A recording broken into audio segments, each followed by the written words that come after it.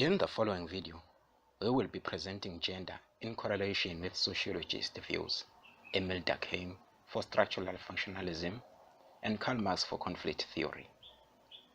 From both theories, we will enlighten various perspectives forwarded by these theorists to discuss gender.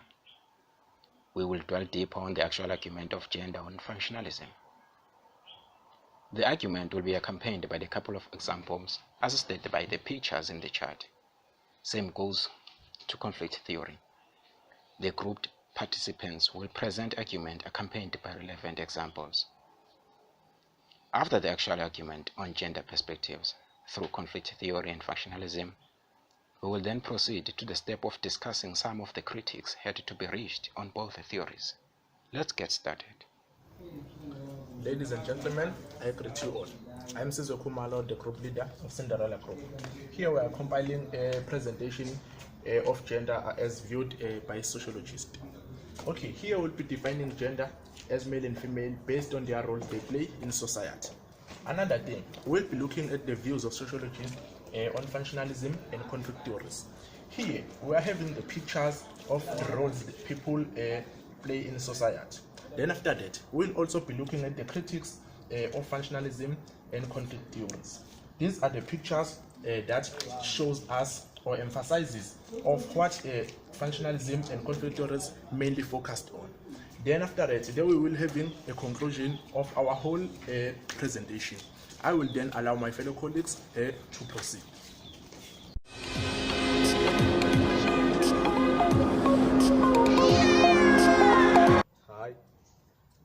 Mine is to define gender. The best way to define gender is to compare it with sex. Now, when I speak of sex, I'm not referring to the sexual intercourse, but I'm referring to the biological characteristics that depict whether a person is a boy or a girl. Then, when we speak of gender, we are referring to the qualities, the distinctive qualities that differentiate a man and a woman. According to sociologists, they view gender or they define gender based on the roles played by men and women in the society. My colleagues will continue to look at functionalism and conflict theory. When we look at functionalism, we are referring to the differentiation of roles that are necessary in the society for the overall function of the society. While when we look at the conflict theory, we are looking at the subjugation of women by men. Okay, generally, when we define functionalism, it looks at how society as a system functions. Then functionalists have different perspectives considering functionalism. Then we have a picture here that depicts or displays women carrying firewood. Then during the past, we know that people in the past had a belief that the collection of firewood was a duty dedicated to women. Then men also had their own duties. Then the next speaker will continue to interpret the following picture. As functionalism is more about the division of gender roles in the society. Here, I'll talk about this man who is a hunter. So this pic symbolizes that men were the people who were supposed to take care of their families. So a proof to that is a striking song that says, "My mother was a kitchen girl, then my father was a garden boy." So it's proof that the system back then was more patriarchal. So there is what I meant by this pic. So, as my fellow colleague has mentioned, that functionalists have different views towards gender. So another perspective of functionalism is that women have a strong socialization to their children. So in other ways, that means if a child does not have a mother, that child might suffer from different psychological disorders. For example, let us look at this picture of a mother with her children. So she is showing love and caring to her children as her role in the family. So now I'm going to give this opportunity to other colleagues who will take us through to the conflict theory. Conflict theorists, they interpret society as a struggle for power between the groups engaging in the conflict. The conflict theorists, they also came with another theory which is called feminism theory. Feminism theory, it says that women should be given the same rights as men or same status in society. As you can see, this picture, it depicts that the roles in society, it has changed. Previously, it was known that it was only women who were supposed to take care of babies, but now you can see that now men, they are also playing the part in society. They are taking care of their babies, as you can see in this picture. The next speaker is going to interpret the following picture. All right. As my colleagues have just explained about the conflict theory as a whole in relation to gender, we often see that the dominant groups usually are trying or are striving to maintain their social status. They are trying to maintain their dominance over the subordinates. But now that time is moving and the theorists, particularly the conflict theorists, are looking at a different angle, I'm going to be focusing more into politics, which is one of the walks of life where we find that men are still dominating and women are on the way, or they are on their pipeline fighting for equality, try to balance the imbalances and injustices made by the dominant group, particularly the male. My example here is Nkosazana Dlamini Zuma. We have seen her as a political activist within the ANC. We have seen her leading the African Union.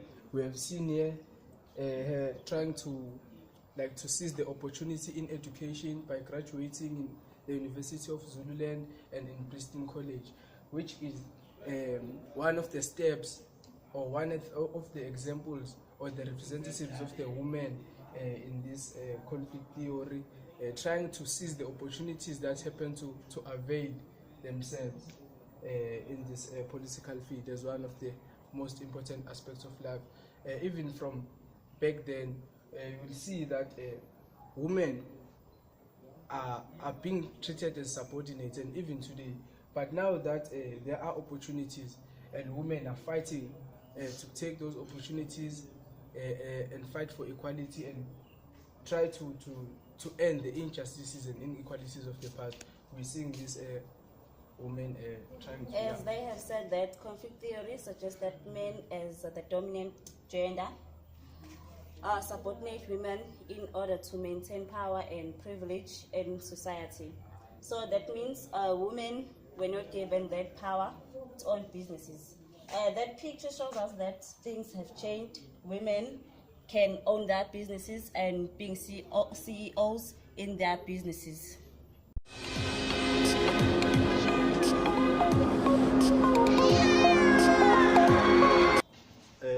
Apart from what my colleagues have already discussed about functionalism and conflict theory, I am here to discuss about some of the critiques that were put forward by the sociologists who invented or who constructed these two theories. I am focusing on the functionalism theory, which was invented by Emil Durkheim. He forwarded some of the critiques based on the gender roles that were played by women and men in his theory. My focus is on this picture. The picture here depicts a man feeding a baby, which is a clear indication of, throughout all the differences that were there in the past, the functionalism managed to correct those inequalities. As the picture depicts here, that the gender roles came to a stage where they are now equal. A man can do what was normally known as is a duty for women in the past. Another critique that was put forward by the functionalism theory is that it was constructed to underplay the power issues. Back then, the men were normally known as stronger than women. women were known as weak. Women were considered as not, they were not suitable to take up the positions that were known, they were reserved for men.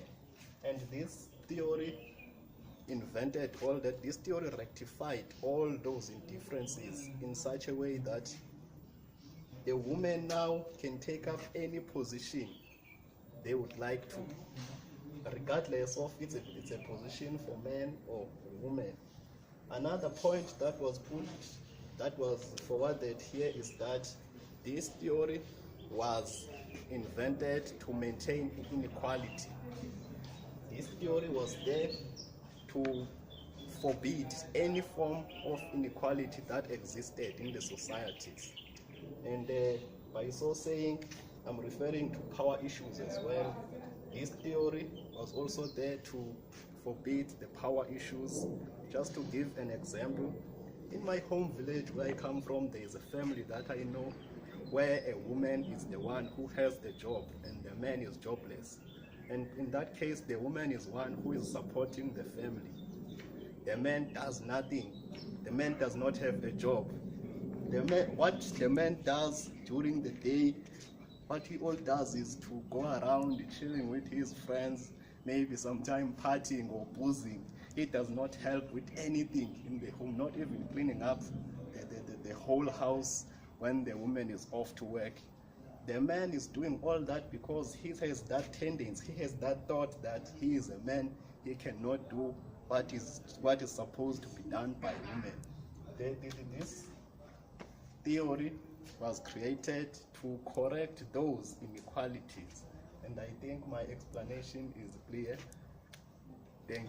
Hi everyone, here I'm going to talk about the critics, but based on conflict theory, where I'll be describing the instabilities and the processes that are taking place in terms of conflict theory. So the theory has been criticized in a way that it neglects the importance of shared values and the public consensus in a society. This results in the imbalance between men and women, and it has been also criticized for being very deterministic, portraying the working class as not being aware of its subordination, and also its belief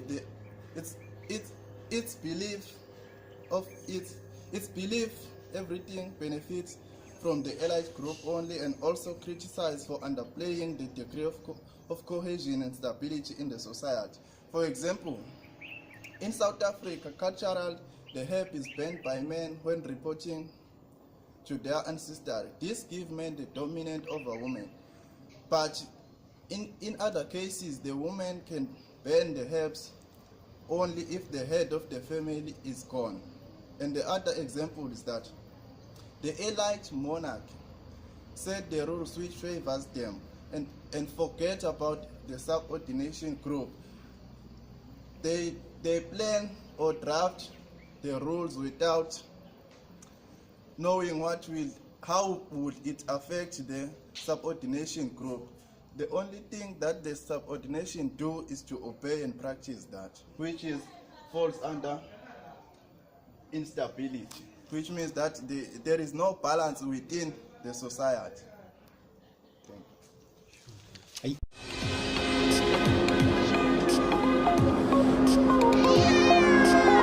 Well, in this presentation, together with my kindred individuals, we right off the bat gave some lucidity in light of sociologist perspectives about what is alluded as to gender, as it infers as the fundamental part of the society.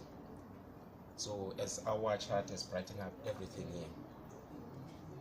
So we likewise looked at the perspectives of the functionalist and the conflict theorists about gender. At long last, my two admirable gentlemen also talked or discussed the maintenance of inequality in the society as one critic of the maintenance of the mentioned perspectives, which are functionalism and conflict theorists. I thank you very much.